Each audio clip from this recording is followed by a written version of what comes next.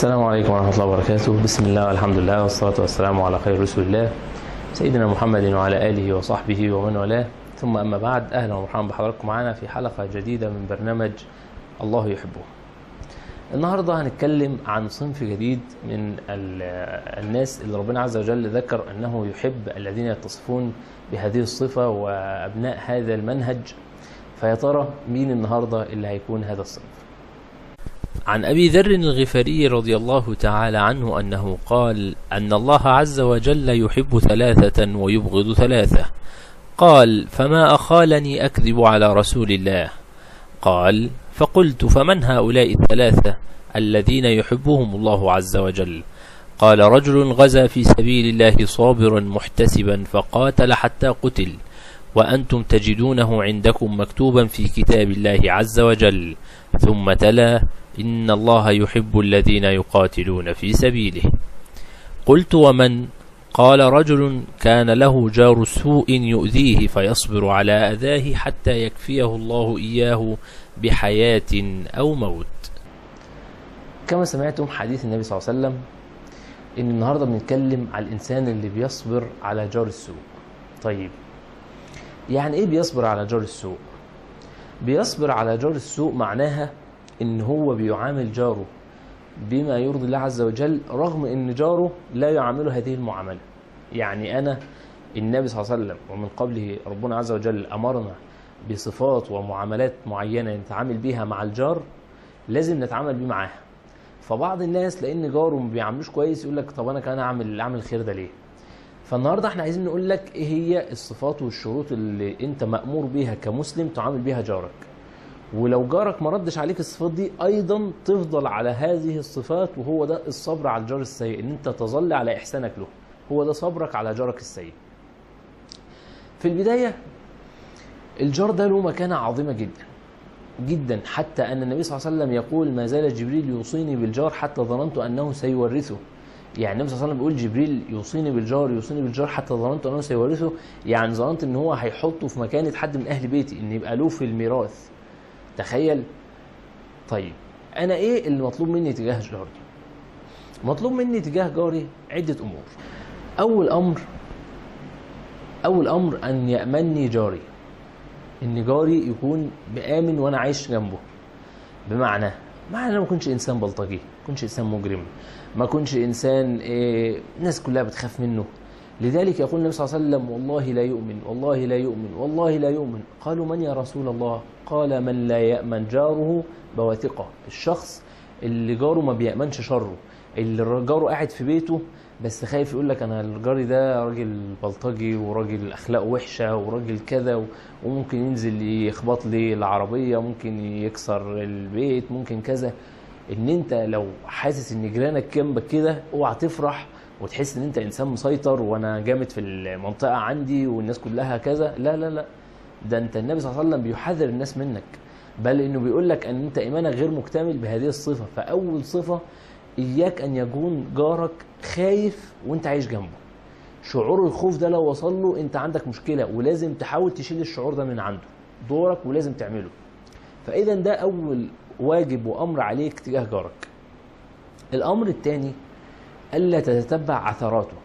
بمعنى جارك اللي جنبك ده انت عايش معاه بتشوفه كل يوم، فلو انت مثلا فرضنا ان مثلا عشت مثلا جنبه 30 سنة، من المنطقي والطبيعي جدا ان هو لو كل سنة بس غلط 10 غلطات، وده عادي جدا لان كل بني ادم خطاء، يعني في 30 سنة شفت له 300 خطأ. ما تفضلش ماسك له 300 خطأ تقول له: فاكر اليوم الفلاني ما عملت كذا، واليوم الفلاني ما عملت كذا، واليوم الفلاني اللي هو اسمه تتبع العثرات. انت بتدور له على غلطة، زي ما بيقولوا كده: عدوك يتمنى لك الغلط. انت بص، نفسك تشوفه مثلا غلط مرة، نفسك في مرة مثلا تشوفه في الشارع بيزعق فقام طلع منه لفظ غلط عشان ساعة يتكلم، انت هتعمل لي مؤدب؟ ده انت لسه امبارح قايل كذا. تتبع العثرات. صار جار سيء دايما بيدور على اخطاء جيرانه، نفسه طول النهار يفضل قاعد يشوف ابن جاره اللي غلط، وبنت جاره اللي طلعت مثلا لابسه لبس مش كويس، وابن جاره التاني اللي عمل كذا، ومرات جاره اللي اتخانقت مع مين. بيدور على كل اخطاء الناس حواليه. ده للاسف جار سيء، وده خلق سيء عندك، وده يخرجك تماما من انك تبقى جار صالح وتاخذ اجر ان الله عز وجل يحبك لانك تصبر على جيرانك بمعاملتك الطيبه اليه. فاذا الامر الرابع هو مراعاة اوضاع جيرانك. ازاي؟ انت مثلا ربنا عز وجل انعم عليك وفتح عليك بشكل كبير والحمد لله بقيت في وضع مادي كويس وكل حاجه، ولكن انت عايش في منطقه مثلا اغلبها ناس متوسطه الحياه. لازم تراعي الشعور ده عند جيرانك، فما تتعودش كل يوم تعمل تصرف يبين لهم قد ايه ان هم قليلين. بمعنى جارك مثلا على قد حاله، فما تقومش انت مثلا كل يوم جايب مثلا حاجه غاليه جدا وانت داخل البيت تظهرها كده، تفضل ماشي بيها مثلا في وسط الشارع كده عشان زي اللي ما شافش يشوف ان انا اشتريت الحاجه الفلانيه. لا، ما بقولكش ما تشتريش، اشتري، بس حاول ما تبينهاش لجيرانك، مش عشان ان هم هيحزنوا انك جبت حاجه كويسه، ولكن غصب عنه نفسه هتحدثه، ياه جاري ده جاب حاجه ب 10000 وانا مديون وعليا معيش فلوس وانا كذا وانا كذا. فاذا دايما تحاول تراعي شعور جيرانك من كل النواحي. يعني زي ما بقول لك، لو جيرانك فقراء تحاول تراعي شعورهم من ناحيه الغنى. لو ليك اكتر من جار مريض ما تحاولش انت مثلا تستفزه وتحاول مثلا تعمل تجري مثلا كل يوم في الشارع، تنزل مثلا كل يوم تجري مثلا 500 متر، وهو مثلا عنده مرض معين بيخليه مش قادر يمشي، فغصب عنه لما يقف في البلكونه كده ويشوفك يعني جسمك كويس وبتجري هيتضايق غصب عنه، مش ان هو متضايق عشان انت كويس، ولكن نفسه بتحدثه ان هو غير قادر وانت قادر. فدايما تبص على المشكله اللي جنب جيرانك وتحاول تبعد عنها. مثلا احد جيرانك مثلا عنده بنت سنها كبر في الزواج ولسه ما اتزوجتش، ما تقعدش مثلا تستفزهم كل شويه بان انت مثلا تخلي مثلا ولاد بنتك مثلا ينزلوا يلعبوا في البيت قدام البيت بتاع جارك، فيفضل جيرانك كل شويه شايفين احفادك وهم بنتهم لسه ما اتجوزتش. فدايما يبقى عندك مراعاه لكل شعور جيرانك، ان تشوف ايه الحاجه اللي مش موجوده عند جيرانك وموجوده عندك، وتحاول تراعي ان انت ما تاذيهمش في هذا الامر. الامر الاخر، ودي من الاخطاء اللي موجوده عند كثير من الناس، هو مثل شعبي غريب كده وما نعرفش طلع منين، كتر السلام يقل المعرفه. وده طبعا مخالف لهدي النبي صلى الله عليه وسلم، بل النبي صلى الله عليه وسلم امر افشوا السلام بينكم. فمن امور برك لجارك ان انت تكثر السلام عليه، تكثر زيارته، تكثر السؤال عن احواله، وعن اهل بيته، وعن اخباره عن ابنائه اللي في الدراسه عاملين ايه، عن ابنه اللي مسافر بره اخباره ايه، ان انت دايما تبقى متواصل معاه. دي من برك لجارك. ايضا من برك لجارك ان انت دايما تقف معاه في الشدائد، يكون في مشكله يبقى انت اول واحد تكون معاه. لو مثلا حد عنده تعب بسرعه تاخده توديه المستشفى، عنده ميتم تبقى واقف معاه اليوم كله، عنده جنازه تشيع الجنازه معاه، مثلا حصل له مشكله مثلا وبقى عنده قضيه تروح تقف معاه في القضيه وتحاول تشوف له محامي، توفاه الله عز وجل تحاول ترعى ابنائه، انت تبقى معاه في كل المصائب والشدائد. ده النبي صلى الله عليه وسلم امرك انك لازم تعمل ده مع جارك، بل ده من برك لجارك عشان تحصل على المكانه العظيمه اللي كلنا بندور عليها، وهي ان الله عز وجل يحبك، وما اعظم هذه المكانه. لذلك يقول النبي صلى الله عليه وسلم: خير الاصحاب عند الله تعالى خيرهم لاصحابهم، وخير الجيران عند الله تعالى خيرهم لجارهم. اعظم جار عند الله عز وجل هو اللي هو افضلهم لجار. وهنا بقى اهل العلم بداوا يتكلموا عن موضوع الجار، وقالوا ان الجار مش مجرد الراجل اللي ساكن جنبك، ولكن الجار معناها الشخص اللي بيلازمك في اي مكان. فزميلك في الشغل ده جارك في الشغل، زميلك مثلا في دراستك لو انت في الكليه ده اسمه جار، وكل الحقوق دي تجب عليه. لو انت مثلا مسافر مثلا يعني بتقعد هنا فتره وهناك فتره، فاللي هنا ده اسمه جارك واللي هناك اسمه جارك. فاذا جارك في العمل، في الدراسه، في السكن، في كذا، ده اسمه جار. كل دول اسمهم جيران، وكل دول لهم كل الحقوق اللي احنا ذكرناها. ايضا من الحقوق الواجبه عليك تجاه جارك الا تخونه في بيته. الا تخونه في بيته يعني ايه؟ يعني ما تحاولش مثلا انت تبص على اهل بيته. في مره مثلا بالخطا مثلا بنت من بناته مثلا طلعت البلكونه ومش حاطه حجاب، ما تبصش عليها.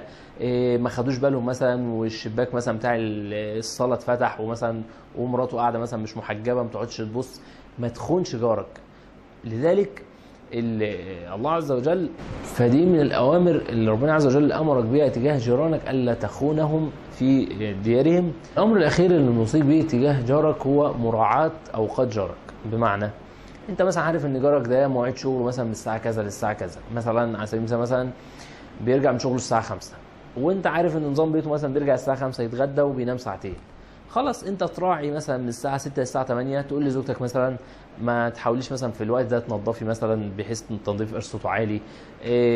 تقول لاولادك مثلا ما تلعبوش في الشارع بصوت عالي في الوقت ده، انك بتراعي اوقات الراحه لجارك. انت معاشرتك لجيرانك خلاص بتعرف ان الوقت ده مثلا هم بيبقوا محتاجين يستريحوا فيه، مثلا بتعرف ان جارك ده مثلا عنده حد مريض، فتحاول انت مثلا الايام دي تقول للولاد مثلا ما تلعبوش في الشارع خالص الاسبوع ده عشان عمكم فلان الفلاني مريض.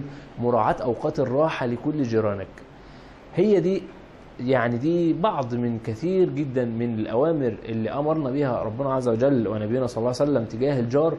وقال لكل واحد فينا اللي هيعمل الأمور دي تجاه جاره، وجاره مش هيردها له بالعكس يعني وجاره مش هيردها له بالخير، بل هيردها له بالأذية، وهو هيستمر على هذه الطاعة، ستكون النتيجة أنه سيكون من الناس الذين يحبهم الله عز وجل.